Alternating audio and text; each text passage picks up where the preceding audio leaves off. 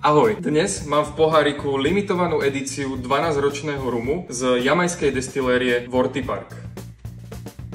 Worthy Park je jedna zo 6 destilérií, ktoré aktuálne sídlia na Jamajke a ako jediná môže hrdo svoje rumy označovať Single Estate. Znamená to, že celý proces výroby od pestovania trstiny až po destiláciu a zrenie prebieha priamo na území ich destilérie. Tento rum je druhým pokračovaním limitovanej série 12-ročných rumov z tejto destilérie. Zrel v súdoch po bourbone, neobsahuje nejaký cukor a oproti predchádzajúcej verzii bol do fliaž naplnený s trošku nižším obsahom alkoholu, konkrétne 50%. Vo vôni je príjemne intenzívny, cíti tam najmä rôzne ovocie od tropického až po také klasickejšie sadové, ale je tam aj trošku netradičných tónov, anís, sladké drievko, no a samozrejme štipka drevitosti karamelu. V chuti je opäť krásne plný, intenzívny, ľahko sladký. Cítim tam tóny medu, banánu, citrusového ovocia a dreva. To sa ukazuje aj v závere, ktorý je pomerne dlhý, s dodatočnými tónmi tabaku a karamelu. Za mňa je to naozaj výborný rum, ktorý krásne ukazuje ten typický house style destilérie Worthy Park. Rozhodne sa oplatí mať v poháriku. Ak chceš v budúcnosti viac takýchto videí, tak mi nezabudni hodiť follow.